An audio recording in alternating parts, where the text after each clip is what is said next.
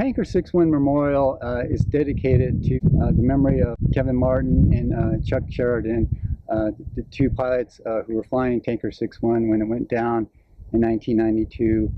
Tanker 6-1 Memorial is also dedicated to the memory of all the Americans who have flown aerial firefighting aircraft over the years.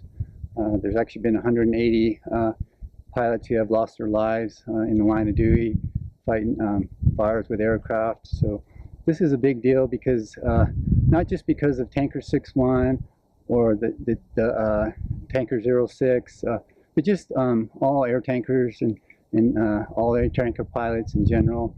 We owe a debt of gratitude to those folks. P2V Neptune. It was made by Lockheed Burbank in 1954, and it was made for a Navy job of submarine. It was a submarine chaser, and it had a 7-person crew originally. We got pictures of the original airplane, and it had a 7-person crew. It flew anti-submarine patrol for a number of years until in 3 different squadrons it was in, and 1962 they redid it, and I guess they redesignated it when they did it from a P2, which is patrol, to an SP, which is surveillance, and it became more of a surveillance plane. Still belonged to the Navy, and it belonged to the Navy till, the best I can tell, around 1973, 74, 75. It went to the boneyard at Bay Davis-Monthan Air Force Base,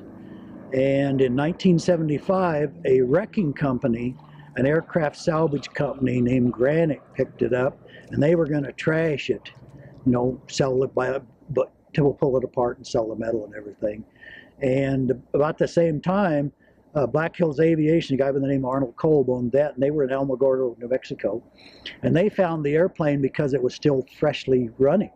And they flew it to wherever Granick was, and so they bought it from Granick, and he converted it to Tanker 6. Previous to that, it had been converted from the 131445 bureau number to 9855 Foxtrot, which is the FAA number for that aircraft. And that's what you'll see on the side of it now.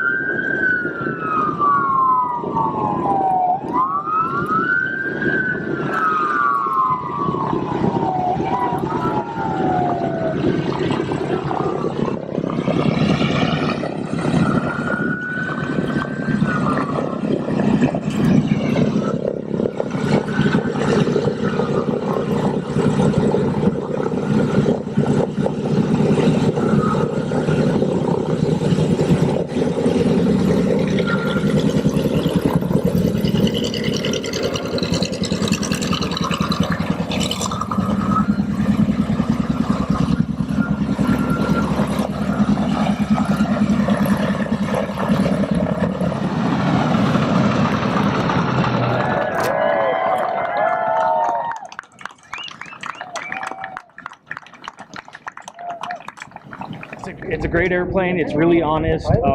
It's built like a tank, which is, it's a nice thing. It's built before computers.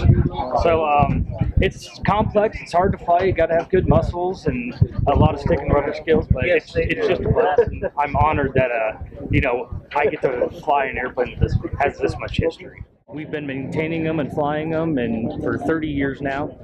We just retired them last year, and we have BAE-146s, the 4-winged or 4-engined jet. We fly those now, but we're slowly moving these. Actually, this is the last one going to museum, and then we have 2 that we're going to keep flying for air shows.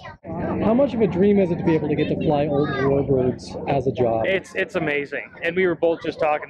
Co-pilot and I were just talking about, like, when you're starting flying, you always dream like, man, I'm gonna go fly old airplanes and museums and go fly, see a P-51, and then I got this job, and I couldn't believe it. I snuck in on the last 3 years of the P2 and got to fly it, got to become captain, got to work fires with it, and I pinch myself, where can you get paid to fly a 36-cylinder radial engine with old Vietnam-era jets strapped onto it and then drop mud at 200 feet in the mountains? It's a dream. Once it's retired here, we're going to park it over by the Tanker 6-1 Memorial. We're going to put concrete pads underneath it, and we're going to jack it up so that it's not sitting on the tires, so that you don't have all that weight sitting on the tires, and it'll be on permanent display. Now, people say, well, can we get inside of it and look at it? Well, there's no space really inside of it, so there's going to be a liability problem. We might have a few people occasionally go in and look at the cockpit, but there's no space inside of it, so basically it could be locked up. But the airport said we can reroute the fence and route the fence around the airplane so that people can go into the memorial downstairs, and there'll be a way, you'll have access downstairs to the P2 as it sits out there on static display.